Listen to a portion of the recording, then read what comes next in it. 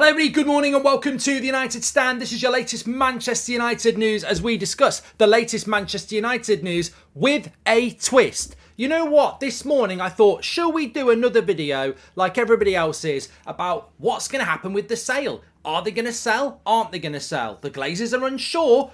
Sir Jim is confident. Qatar's going to go in with a big bid. Let's talk about the same old nonsense for the net for another day. And then I thought, no, let's actually assess the situation. Look at our manager's verbal warnings over the last 6 months. Look at what Man City have done last night. Look at the blatant hypocrisy in the mainstream media world, and take a long, hard look at ourselves in this internal argument that is starting to rage between this fan base, and ask the question, what is it that you want? Because all I see is a lot of hypocrisy out there. What is it you want? What is it you want from this football club? Erik ten Hag said himself back in a few weeks ago, he said this. He said, United are one of the biggest clubs in the world, but funds are needed to compete for the biggest trophies. Everyone knows that it takes funds to sign top players. There are better statements from Ten Hag where he spoke about the excitement of getting major investment into the club. But read that from your manager and tell me why and how we are going to be successful on this moral crusade of Sir Jim Ratcliffe and the Glazers with very little detail other than people licking their finger, putting it like that and saying the wind's blowing that way. I mean, it's the most primitive form of predicting our future I've ever heard. And it's laced with complete and utter hypocrisy. I watched Manchester City last night destroy the Champions League holders Real Madrid. It could and probably should have been 8-0. The thumbnail says the end because in a couple of weeks' time at Wembley, if they beat us, that's the end of our treble reign. It's gone. It's gone, and we will forever have to live with the Man City side's better than the 99 side. It's over. It's over. And there's a very clear indicator as to why it's over. Manchester City are the best team in the world, and the Glazers have destroyed this club over 18. We've not even been competitive. But overarching all of this is the opportunity for Manchester United to have a very similar ownership model to Manchester City and potentially compete with them, or to continue down this road of we've got a push bike, they've got a Ferrari, we think we're going to beat them. Because that's the future. That is the future we're talking about here. And I see all this hypocrisy in the media about... I've seen journalists who've said they don't want Qatar. They've been anti-Qatar for Manchester United. And I've seen them in the last 24 hours, or the last 12 hours actually, praising a dominant Man City side. And I'm like, hold on a minute. Hold on a minute. Man City, magical Man City, dominant Man City, amazing Man City, unbelievable Man City. Oh, unbeatable Man City. All funded by Abu Dhabi. Well, we don't want Qatar at Man United. How? And then, how do Man United compete with Man City? How do Man City compete? How do Man United compete with magical, dominant Man City? We don't want Qatar.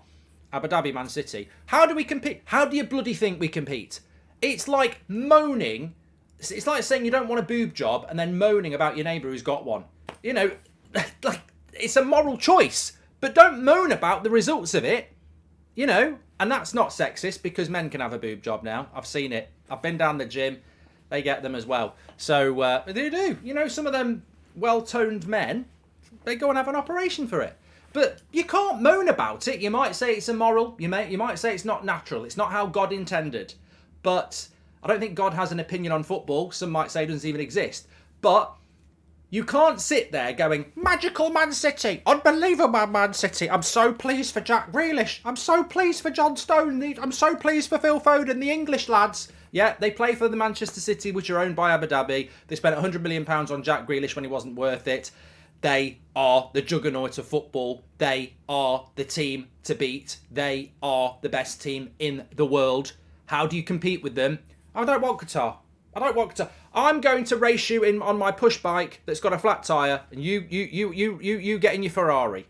It's the hypocrisy. I tell you what, the news show today, I will touch on some of the news, but I really just felt like throwing up this morning. I was like, I'm not reporting the news this morning because it's full of hypocrisy. All I ever hear is, oh, we don't want Qatar, it's immoral. We don't want super wealth, it's immoral. We want Sir Jim. We're Team Sir Jim. And then they sit there going, oh, you know what? You've just got to appreciate the brilliance of Manchester City. You've just got to appreciate it, and you do. I mean, absolutely not. Am I saying that Man City are, jammy, lucky, or anything like that? They are the best team in the world, and football has changed.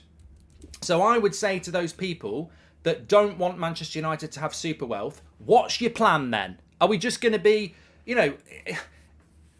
it's like someone's shit in your bed, and instead of changing the sheets, you go, no, I don't want to. It'll be fine. I'll sleep on the other side. As long as I don't roll over in my bed when I'm asleep. The smell is a bit unbearable, but it's fine. I'm nostalgic for these shitty sheets. I don't get it. I don't get it. It's like I do not want the internet in my house. I'm fed up of people talking about online streaming services like Netflix or Now TV. I'm going to stick with my DVD player and watch classic episodes of Only Fools and Horses. And then I really like to watch Succession though. Yeah, it's not on DVD, you prat. They haven't done it on DVD.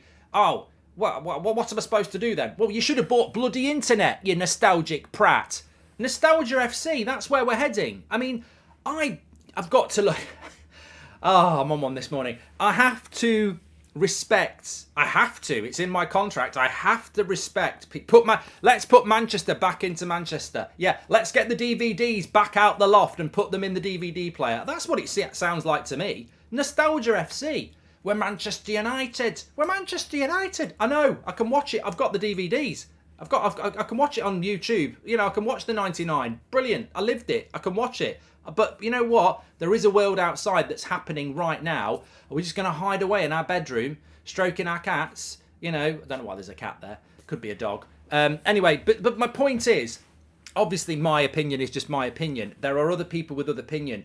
But I think what I cannot stand, and I get called out for, is I cannot stand blatant hypocrisy from, not just journalists, not just the mainstream media, but fans as well. They're like, I don't want this. I don't want super wealth. I don't want that. Because it's not just Qatar. Some of them just do not want super wealth. I want to do it the right way. We can do it the right way. Okay. Let me just say this. This is what Erik ten Hag said. These are direct quotes from Erik ten Hag about when he heard about Manchester United being taken over back in December. Excited for the Manchester United takeover. He explained it in a brief situation, and he said there will be more investment, which is good. We spoke about the culture we want. We spoke about the objectives, goals, and the culture, and he confirmed it won't change when he spoke to Richard Arnold on his goals and everything. It will be even better because more money will become available for this project. This is from Erik ten Hag in December. There's a change in circumstances when you look at the Premier League with 5 or 10 years ago. The competition is much tougher. Newcastle are coming. Maybe not now in the table, but they have huge investment. Spurs could, and I don't need to talk about Man City or Liverpool or Chelsea. You can quickly count 7 or 8 clubs that can compete in this league. It's also about the strategy as well as the money, but it's clear that when you don't have the right players and the qualities, you will not be successful and achieve your targets. Erik ten Hag, over 4 or 5 times, over 4 or 5 months, has relentlessly told us that you need huge investment to be successful, right? We have just seen what is going to be probably one of the greatest teams ever last night destroy Real Madrid. They probably will win the treble, I think. We're going to have to pull off something amazing in the FA Cup final because we certainly can't rely on Inter. That is built on money and strategy. We've spent over £1 billion in the last 10 years, but we've got Prats running our football club. May as well have thrown it on a bonfire.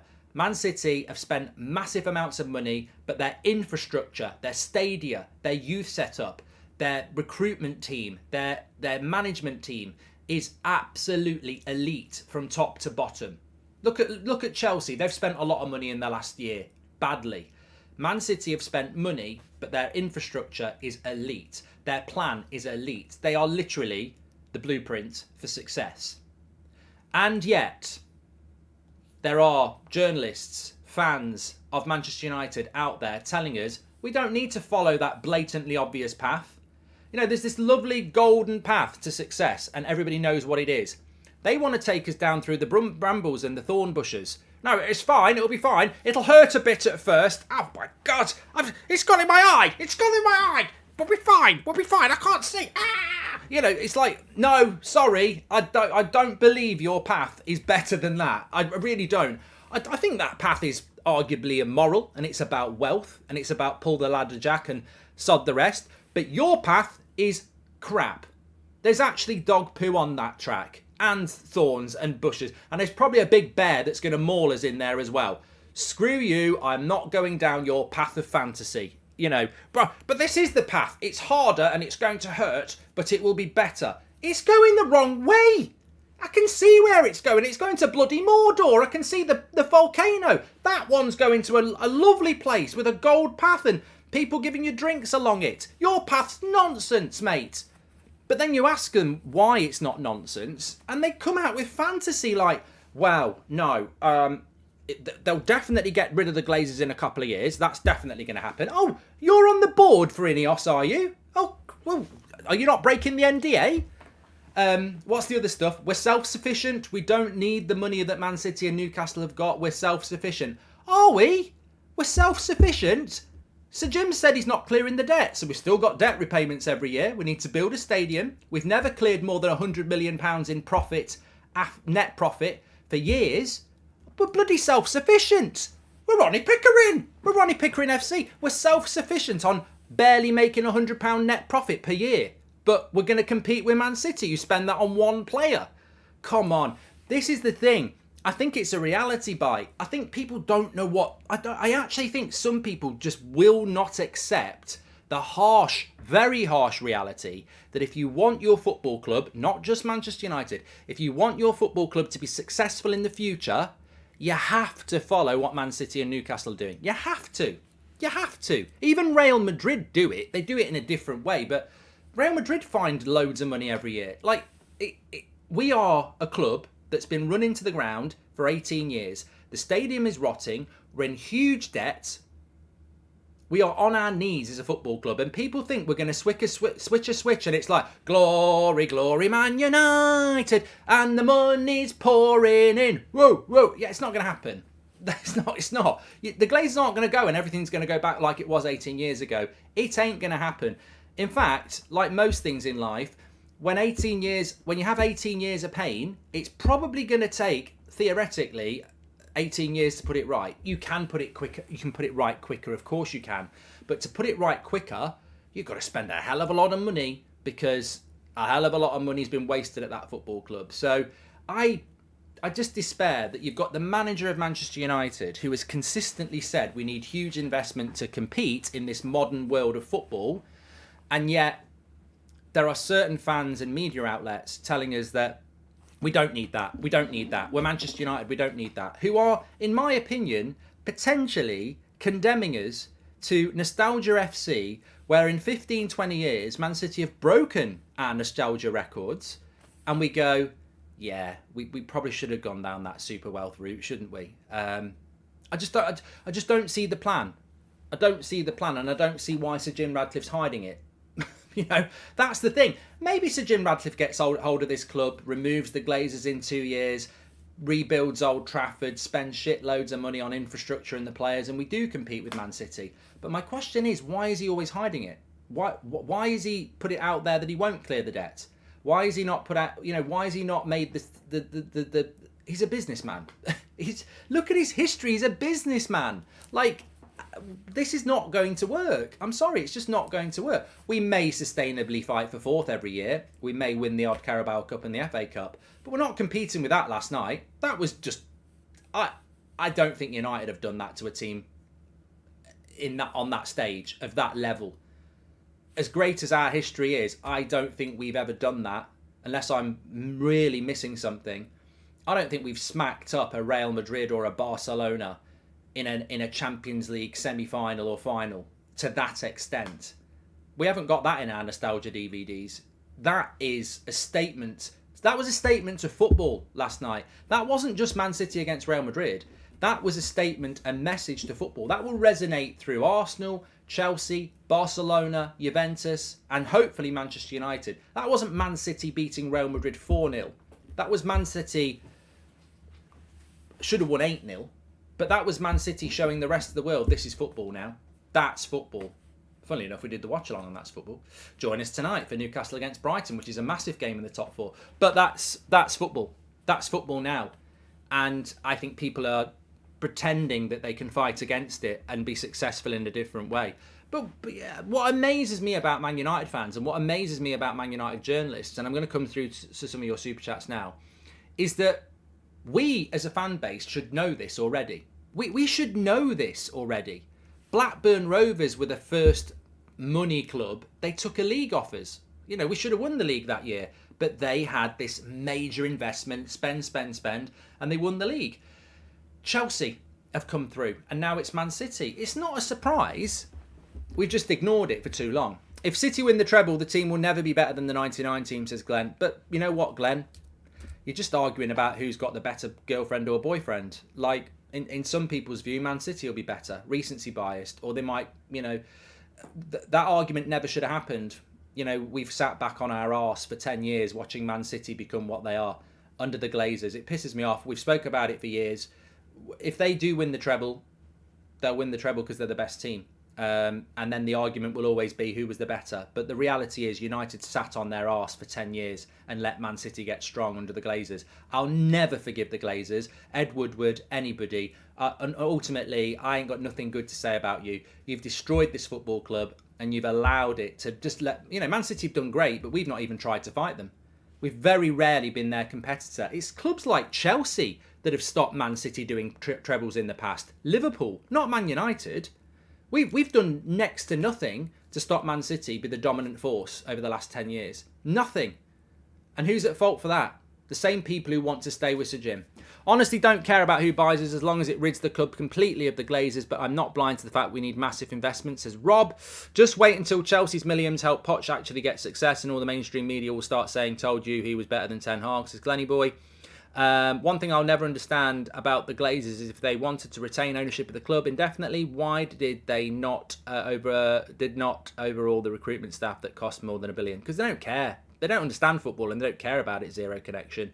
The fact Newcastle are also after players like Kim Min-jae shows me they are serious about being successful. Top 4 will be tough for us next season, says Steph. Look, I don't want to make any predictions about next season. I think that's a very, very difficult thing to do. But the reality is, you know, I'm bored of it. I'm sure you're bored of it. When's the sale going to happen? How long is it going to happen? We saw stories last night that it's going to impact the transfer window. We saw stories last night that the Glazers do want to sell. We saw stories last night that Sir Jim's still really confident. We saw stories last night that it's going to take weeks. We've seen stories before that the transfer window budget is limited. I mean, at the end of the day, why are we not seeing stories about if I'm Kim Min-jae, I'm signing for Newcastle? If I'm Osman, I'm signing for Chelsea. If I'm Ramos, I'm signing for Arsenal. You know, there's more stability at Chelsea, Arsenal and Newcastle than there is at Manchester United. And they've probably got more money available at the moment. I mean, it's a bloody mess. It's a mess. I said this last night. I was watching the Man City game last night and I said Erik Ten Hag has probably delivered the best season we've had since Sir Alex Ferguson retired. He's took us from less than 60 points, the worst ever Premier League Man United side.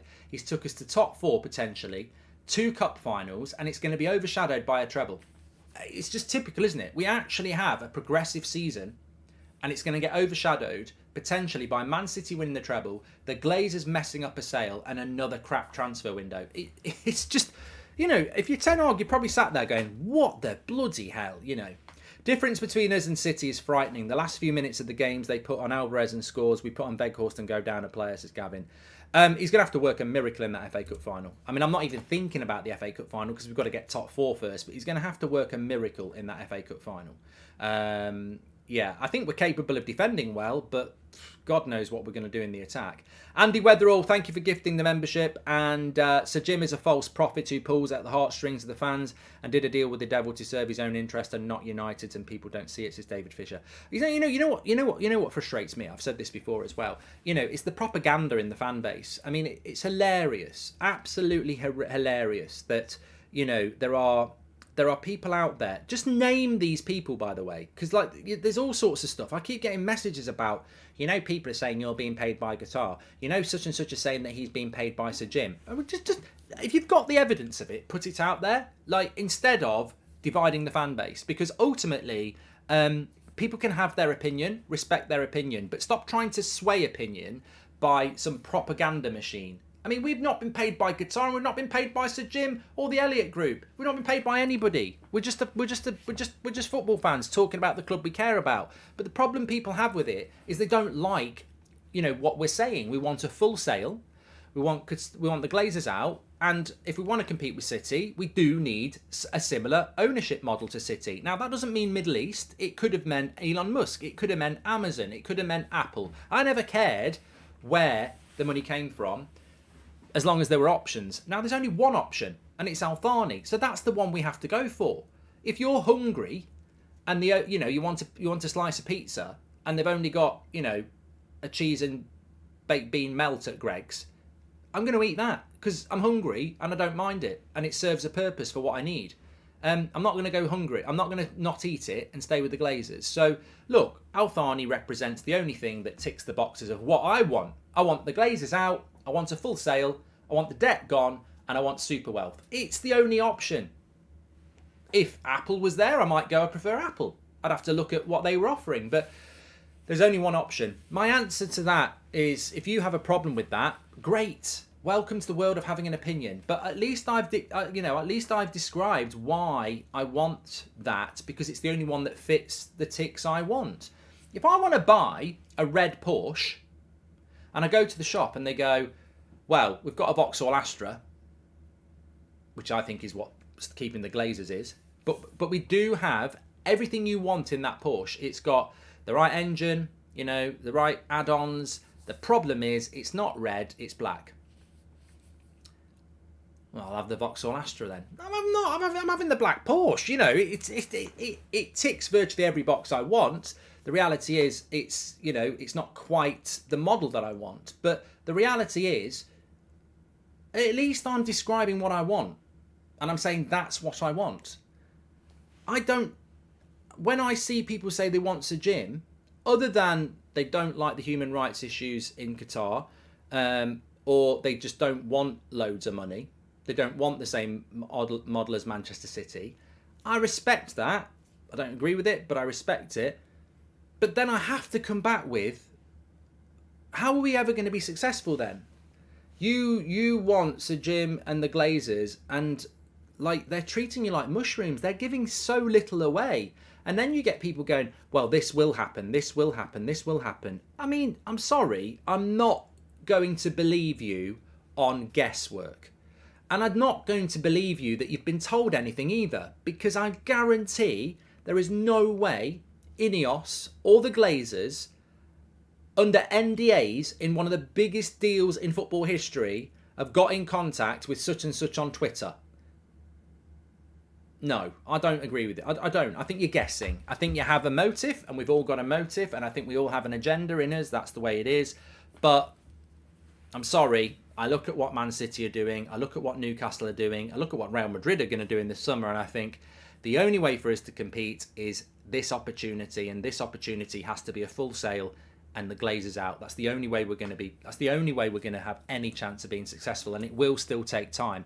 And I cannot understand this desire for Sir Jim Ratcliffe's bid, which involves the Glazers, involves keeping the debt, and involves very little else that is publicly out there.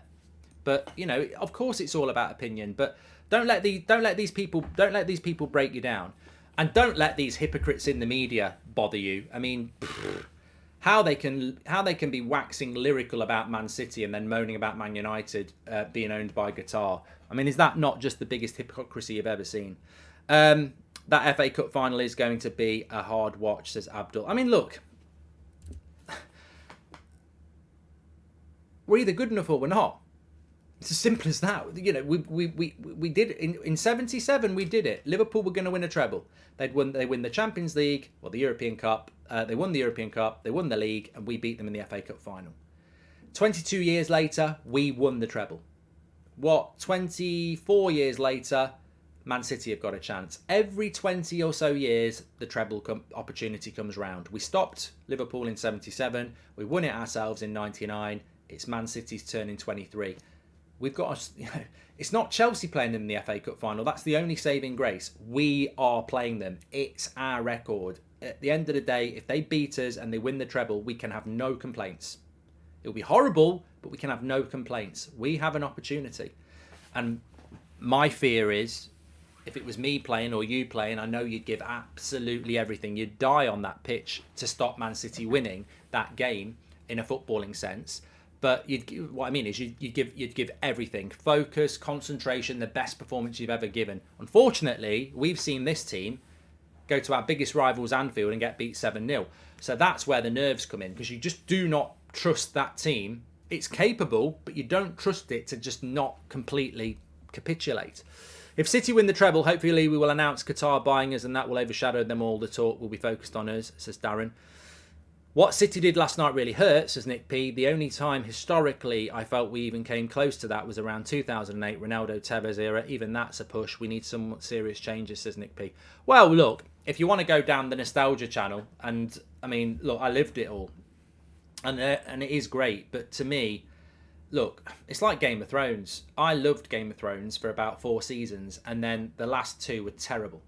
And I always said to myself, when they finished Game of Thrones, I was going to wait 2 or 3 months, and then I was going to start it all again and watch it in its entirety, because I loved the first 4 seasons. But the last 2 seasons were so bad, I've just always gone, I'm never going to watch it again. It was... it was what it was. And I'm a little bit like that about United. Occasionally I'll put the 99 season on because it's got like Keane and Beckham and it was an amazing season. I've never been back and watched the 08 season. Even though it was a good season, I've never watched that DVD. I've never watched it back again. Although I loved it. I've just never done it because Sir Alex taught us that you're only as good as the next season. And you live in the now, not yesterday. So I can't go back and watch it. But what I will do is I'll give you a bit of a history lesson. In 08, we should have won the treble. We won the Champions League against Chelsea in Moscow. We were the best team. We won the league. And we would have won the FA Cup. We got robbed by a dodgy referee at Old Trafford against Portsmouth, and Portsmouth won the FA Cup. We would have won that FA Cup. So, we were actually robbed. And these things happen across a season. Arsenal will go back to 99 and say, well, if Bergkamp scores that penalty, it doesn't go to extra time and Giggs doesn't take his top off. But, we should have beat Portsmouth and we should have won the treble that year, but we didn't. And we'd already had one, so you can't moan about it too much. But look, here's one for you. If Man City do beat us in the FA Cup and they do beat Inter and they do win the treble, and I think there's a very good chance that happens, of course, everybody thinks it's going to happen at the moment. What's to stop them doing a double treble?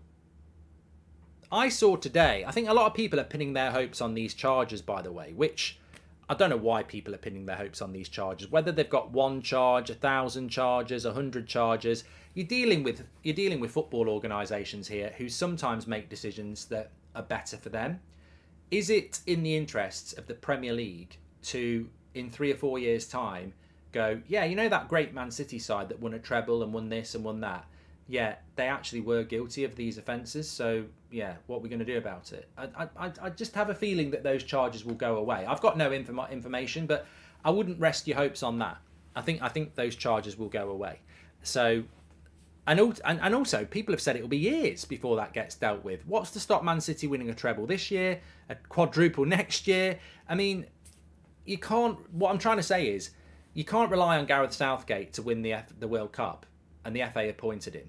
You can't rely on football authorities to find Man City guilty of cheating when they've won loads of trophies. You've got to take destiny into your own hands. We've got to be the architects of our own plan. The best way to stop Man City is for Manchester United to stop Manchester City, not the FA with their charges, not Chelsea, not Liverpool, not Arsenal. The best way to deal with Man City is for Manchester United to do it. And the best way for Manchester United to do it is to be able to compete with them with a manager that isn't got 2 arms tied behind his back. Let's be honest and frank here. He's walking into this summer transfer window with a list of players to take us up to the next level. And already he's having to tick them off, going, they've gone to Chelsea, they've gone to Liverpool, they're going there. there's so many players day by day. We're losing targets. I mean, Bellingham was never realistic anyway, but we know we're not getting him. McAllister's going to go to bloody Liverpool. Chelsea are going to get Osman by the looks of it. Declan Rice is going to go to Arsenal. There was somebody else yesterday that we're interested in that was, being linked somewhere else. We're going to end up with Harry Kane, and maybe we want Harry Kane, but we'll also end up with Harry Kane because he's the open goal. Like, he's going nowhere. Like, he's not going to Liverpool. They don't need him. He's not going to Man City. They don't need him. He can't go to Arsenal. He probably can't go to Chelsea. Man United's the only option because he wants to break the Premier League record. Bayern Munich can't help him do that. So we'll end up with Harry Kane, and it'll be, we got Kane. We got Kane. And I think Harry Kane's a really good signing, but he's also an absolute open goal. There's no competition for Kane. And also, it fits into our sale that could take all summer, because you could take all summer signing Harry Kane as well. So I feel for Erik ten Hag. And a few people have said that Simon Jordan on TalkSport has apparently said that the sale will not impact Manchester United's summer. Well, he's wrong and he's right. Manchester United have to buy players in the summer. Richard Arnold, John Murtagh have always said that we're focused on the summer transfer window, and that's why we don't do anything in January, which is ridiculous, as we know. But there will be money in the summer because there has to be some money. But where he's wrong is, if we were owned by Thani now, there'd be more money to spend. So whatever the Glazers are going to spend, I'd say double it if we'd had the sale. So we will buy players. And I agree with Simon Jordan in a sense that it would be ridiculous to say we won't buy any players in the summer, because we will buy players. We just won't be able to compete as well as we would have done if the sale had occurred. And that's a fact. That's an absolute fact, because the sale will provide uncertainty. It will limit the budgets to a certain extent. And also, we're operating in a financial fair play model that is dictated to by the Glazers' debts and their limited revenue against profit. Whereas if you did have Thani in, the amount of money that would be being pumped into the club, there'd be far better ways to spend more, because you'd be able to manipulate that financial fair play gap a lot quicker and a lot easier by removing players and reducing that wage bill very, very quickly, and bringing in transfer fees very quickly that the Glazers just won't do. Welcome to the Members Club, Arthur. Thank you very much. Cracking name, Arthur Morgan, as well. Let me just catch up on a few of these super chats. Ray Carl, legend of the chat, says, let's forget Arsenal blow a lead of 8 points. Don't think they will get that lucky again, says Ray. Look, I'm not here to... I think we've spoken enough about Man City. What I find unpalatable is the hypocrisy in the fan base with some fans, and certainly in the media, that they sit there going, oh, fair play. At the end of the day, I don't like Man City, but fair play to Man City. They were absolutely magical last night. They blew Real Madrid away. Back to Man United. I don't want Qatar. I don't want it. But Man City, unbelievable. And I don't like saying it, but they were unbelievable. Okay, are you... maybe those people are happy fighting for fourth forever. Maybe that's it, in which case you can't argue with them. But if you want to compete, you've got to do what Man City are doing. There is no other model. And even if you tell us there is another model, you can't evidence it. It's a prediction. And nobody wants a prediction. People want a certainty as much as they can when it comes to success. I was going to say that. It completely slipped from my mind. What do I think is going to happen with the sale? I haven't spoken about the sale massively, have I? I've spoken about the consequences of what's going on in the world at the moment. Football's about money now. I think there are still people out there pretending it's not. It really is like, trying to survive on 4G when you've got Wi-Fi. It's going to screw you over at some point. Like, the world has moved on, and it's going to keep moving on. It's nostalgia. It's like, I don't want to watch Netflix. I've got my DVD. It's good, but it's not going to win. It's not going to win. He's got a Ferrari. You're going to try and beat him on a push bike. You're not going to win. It's sad. It's sad. I get the moralistic point of view, but you can't just live. This is at the end of the day, this is competitive sport. It's competitive sport. The word competitive resonates. It's competitive sport. It's not moralistic sport. People are making moralistic decisions. I don't like the idea of Manchester United being run like that. Great. That's a moral choice. What's your competitive angle? If you make your moral choice, are you happy with Man United becoming a mid-table club and never winning anything? Yes, I am. Fine. I respect that. Well done. That's fine. You've made your point, and it's a fair point, and I have to respect it because mine's different, but yours is different, and you've evidenced it there. You're not interested in winning things. You just want the club to be run in a moral way that suits your morals. That's fine. This is competitive sport, though. If you come first, you get a trophy. This isn't the Snowflake Society where everyone gets a first place, even if they come last. This is competitive sport. And competitive football now is about having lots of money. And if you want to win, you have to get lots of money. If you don't want to win, and you want to go down the moral route, fine. I see Manchester United next season fighting for fourth. Unless there's a massive influx of cash this summer. I think we'll fight for fourth because Man City will go nowhere. It's the most easy prediction now for next season that Man City will win the league. In fact, I would say we're getting to the point now where I can almost predict the season after next. Man City will win it next year, and I think they might win it the year after. So that's how dominant Man City are at the moment. Second place, if Chelsea get it right and spend a load of money again, it's hard not to look at them because their squad's brilliant and they need a goal scorer. So I think Chelsea's upward curve can go very, very quickly. Newcastle are very dangerous if they get the Champions League. Jurgen Klopp's still at Liverpool. That's 4. I've forgotten about Arsenal. That's 5. So you see what I mean?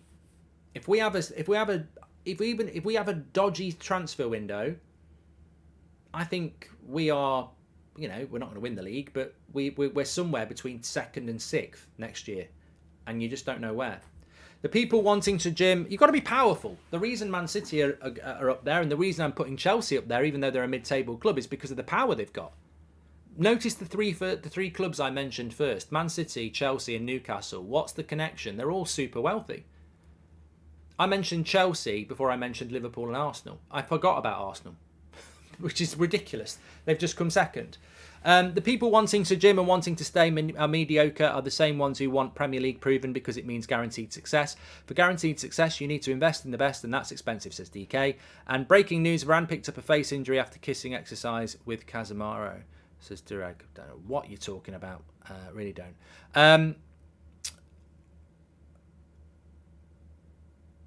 I wrote down here a couple of things about Jadon Sancho and David De Gea.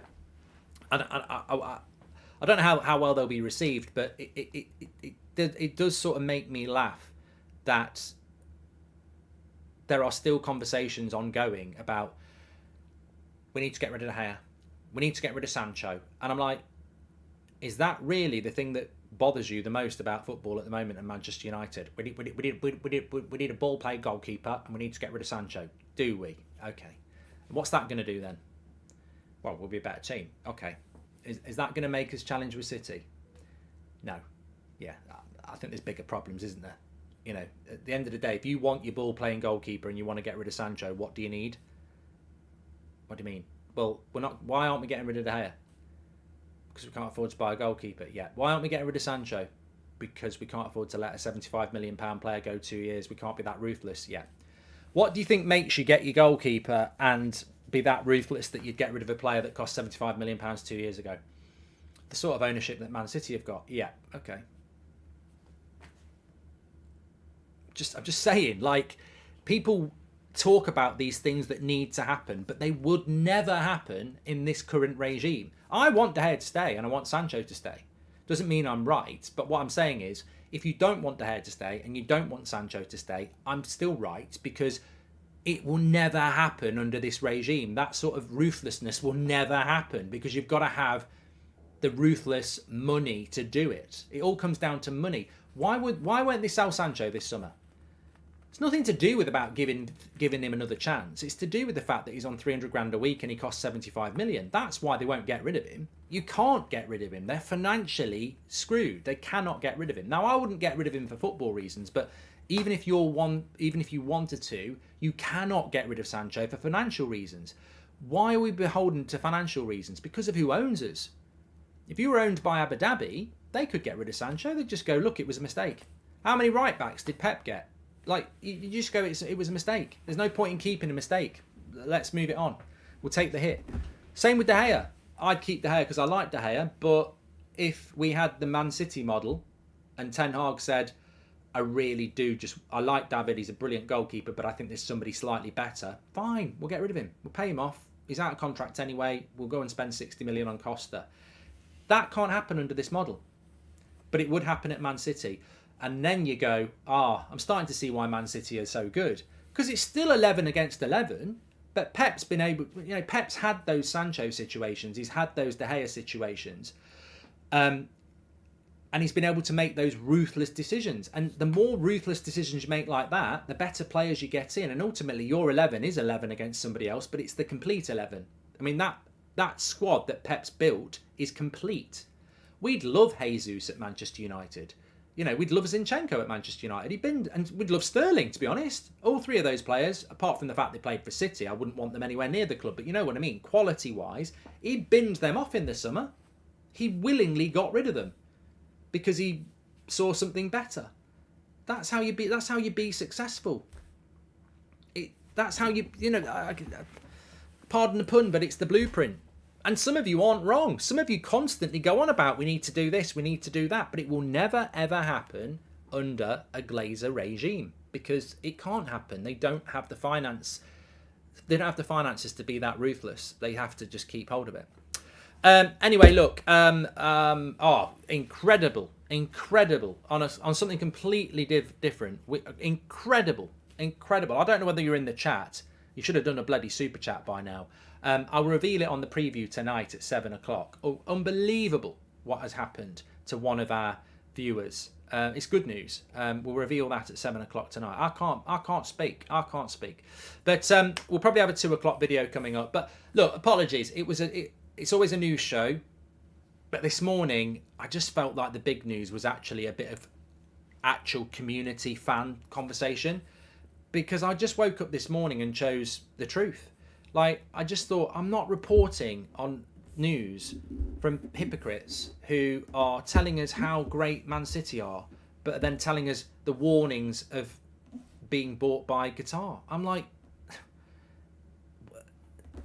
I just don't get that.